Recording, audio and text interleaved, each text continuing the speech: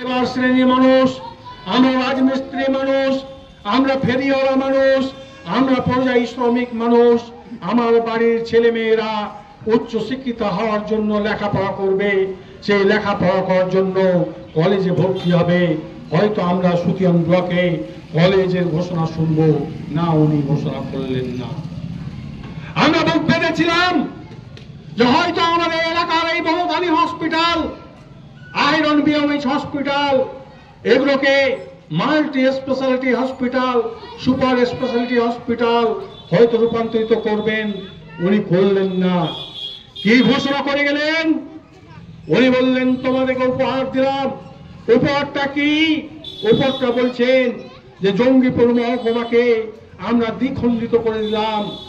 আমরা ভেবেছিলাম যে দ্বিখণ্ডিত করলো হতে পারে ফারাক্কা শামশেরগঞ্জ সুতি টুয়েদের জন্য ভালো হলো ফারাক্কা মহকুমা, কিন্তু ওনার জানা উচিত ছিল ভৌগোলিক অবস্থান হিসাবে সুতিয়ান ব্লকের সমস্ত 6টি অঞ্চল সবকিছুই আমরা কিন্তু বীরভূম লাগোয়া, বাংলাদেশ বর্ডার লাগোয়া, আমরা ঝাড়খণ্ড লাগোয়া, আমরা ওখান থেকে 50 কিলোমিটার 55 কিলোমিটার দূরে অবস্থান করছি বৈষ্ণবডাঙ্গা ফারাক্কা থেকে।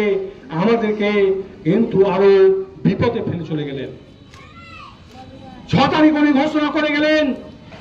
আমরা 7 তারিখ থেকেই সেই মহকুমার প্রতিবাদে যে আমরা ফারাক্কা মহকুমাকে সাধুবাদ জানাই, আমরা অভিনন্দন জানাই, আমরা স্বাগত জানাই, কিন্তু আমাদের সুতিয়ান ব্লককে জঙ্গিপুর মহকুমার মধ্যে রাখতে হবে। কারণ জঙ্গিপুর মহকুমাতে সবচেয়ে দূরবর্তী স্থান হচ্ছে বৈষ্ণবডাঙ্গা, মাত্র 20 কিলোমিটার দূরে, আর ফারাক্কা হচ্ছে 55 কিলোমিটার দূরে, আইরন হচ্ছে মাত্র 8 কিলোমিটার দূরে, আর ফারাক্কা হচ্ছে কোথায় 40 কিলোমিটার দূরে। তাই আমরা সেটা বলেছিলাম যে আমাদের জঙ্গিপুর মহকুমাতে সুতিয়ান ব্লক আছে, সুতিয়ান ব্লককে জঙ্গিপুর মহকুমাতে রাখতে হবে। কিন্তু আমরা শুনছি, আমরা কি শুনলাম এই গুটি কয়েকদিনে যে মন্ত্রিসভার বৈঠকে পশ্চিমবঙ্গ সরকার সেটাকে পাস করে দিয়েছে সুতি 1, 2 শামশেরগঞ্জ ফারাক্কাকে ফারাক্কা মহকুমায়, রোমান 1, রোমান 2 এবং সাগরদিঘিতে জঙ্গিপুর মহকুমায়। আমরা ব্যাখ্যা দিয়ে, আমরা ডেপুটেশন দিয়ে বিডিও অফিসকে জানিয়েছি যে বিডিও সাহেব আমাদের ব্যাখ্যা হচ্ছে এই ফারাক্কা শামশেরগঞ্জ এবং সুতি 2 নিয়ে ভৌগোলিক অবস্থানে তারা ফারাক্কার কাছাকাছি যে হিসাবে এবং ভৌগোলিক অবস্থানের সঙ্গে সঙ্গে জনসংখ্যা তাদের হচ্ছে 3টি